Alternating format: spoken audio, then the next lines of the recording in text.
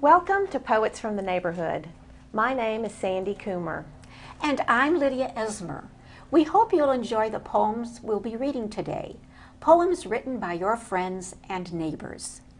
Maiden Hurt by VeerajaR. Just pull the tiny knob, twist it gently clockwise to set the time you want, my mom said. It'll last generations. Fine gold watch, a family heirloom. But ever since I have met this handsome chap, just like my maiden heart, my watch seems to skip a beat and go out of rhythm. What magic does he possess? The Best Memory by Michael J. Tucker. Hair, once black as raven's wings, now gray, silver as winter's cloud. Blue eyes, long ago clear as laser beams, today foggy and confused. Skin that was clear and white as milk is no more, replaced with spots and folds. Joy and hope of youth replaced with experience and certainty of fate. Time is robbing you, stealing you blind. Hearing dulls, eyesight fades, walkers aid. But each day courage is revealed. Walking the same halls and seeing the same walls. Clocks tick faster today than yesterday. Time is running away. Why does it go? Where does it go? Was it really so long ago? Yesterday's beaux? Seeking you as their prize, having lost, you became their best memory. Baby is now the guardian, mother now the child. Longevity the blessing, longevity the curse. What the Water Brings by S.R. Lee. Ragged grasses of the floodplain catch neighbors' artifacts from receding flood waters. We find hints of what our upstream neighbors have been doing. Years ago came several strips of orange plastic track for matchbox cars. Some little boy might have left them on his parents' patio. Did their lawn furniture float away or just the toys? My little son enjoyed the track, for he had none, and his cars fit very well, swooping down a slope of a controlled plastic environment. Someone planted his vegetable garden too close to the creek, possibly for ease in watering.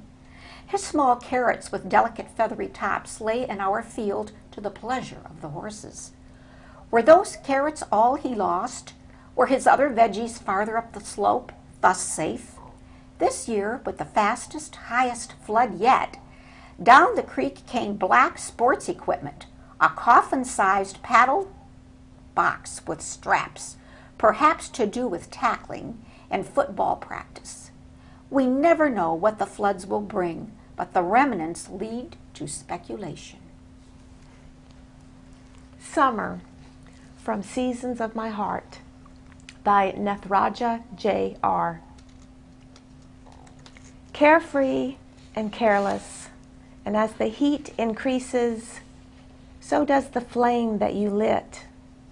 My heart acts before my mind can stop it. Your love for me is like raging water. I must get out before I drown. Luminaries by Paige.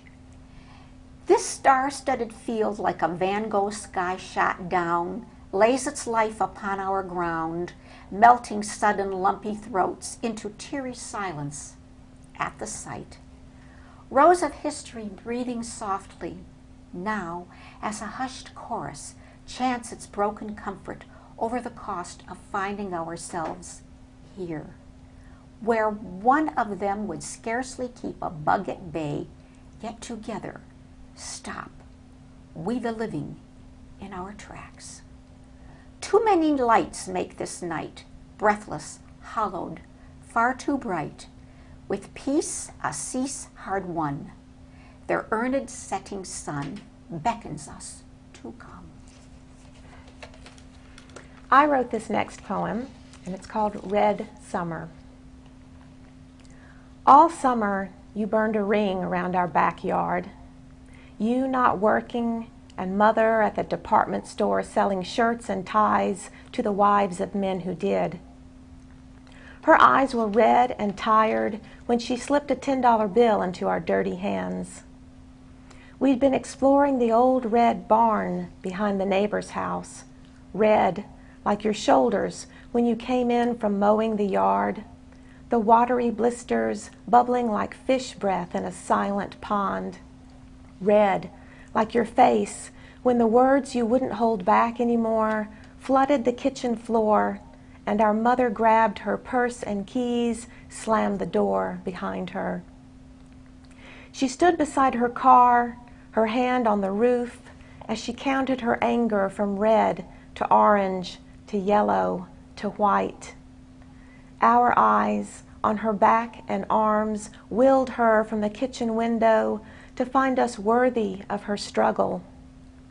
We didn't know how to beg enough, but when she reappeared, we gave her back the crisp new bill, as if that small act of returning could influence a future choice, as if the small wave of her hand that meant go play and sent us back to the climbing the loft to judge the world from a higher gaze, could loosen the knots in our throats, the tinny echoes of the words you threw.